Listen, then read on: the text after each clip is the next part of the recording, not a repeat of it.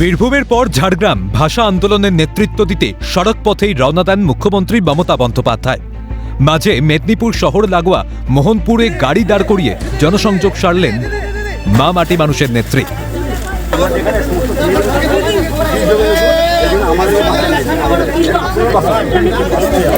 নেত্রীকে দেখা মাত্রই উলুধ্বনি দিয়ে শাঁখা বাজালেন রাস্তার পাশে দাঁড়িয়ে থাকা মহিলারা। কথা বলেন স্থানীয় ব্যবসায়ীদের সঙ্গে। পরে মুখ্যমন্ত্রী বলেন, কংসাবতী সেতু সম্প্রসারণের জন্য কোনো উচ্ছেদ নয়। যে সকল ব্যবসায়ীদের অন্যত্র সরে যেতে বলা হয়েছে, 2026-এর পরে তাদের জন্য আলাদা মার্কেট কমপ্লেক্স করে দিতে হবে। টাকা দেবে সরকার। জেলা শাসককে নির্দেশ মুখ্যমন্ত্রী। এই নির্দেশে স্বাভাবিকভাবেই খুশি ব্যবসায়ীরা।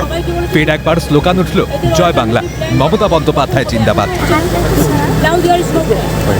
2026-এর পরে 2026-এর পরে যখনই হোক এদের জন্য আলাদা মার্কেট কমপ্লেক্স করে দেবো।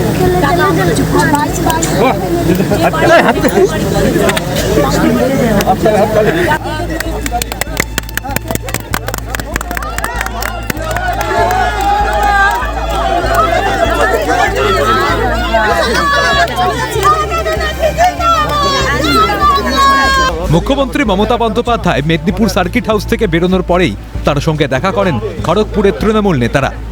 মুখ্যমন্ত্রীকে খড়গপুরে যাওয়ার অনুরোধ জানানোর পাশাপাশি জয়ের ব্যাপারেও আশ্বস্ত করে তৃণমূল নেতৃত্ব। তৃণমূল সুপ্রিমো বলে কথা, তার আশীর্বাদ ছাড়া জয় কি সম্ভব? তৃণমূলের জেলা সহসভাপতি দেবাশিস চৌধুরী এবং খড়গপুর রোগী কল্যাণ সমিতির চেয়ারম্যান হেমা চৌবে উপস্থিত সকলের মাথায় রাখলেন আশীর্বাদের হাত। পাশাপাশি তেলেগু ভাষার মানুষের সঙ্গে সুসম্পর্ক রেখে কাজ করার নির্দেশ নেত্রীর, জানিয়েছেন তৃণমূল জেলা সহসভাপতি দেবাশিস চৌধুরী। আমি বিহরিশ কুমার দিদি তেলুগু কাউন্সিলর দিদি প্রথমবার জিতলাম আপনার।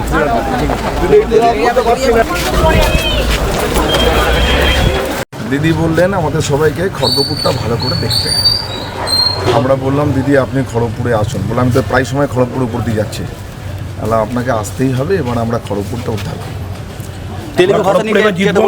বললো তেলুগু ভাষার মানুষজনদের সঙ্গে সম্পর্ক রেখে ভালো করে কাজ করো।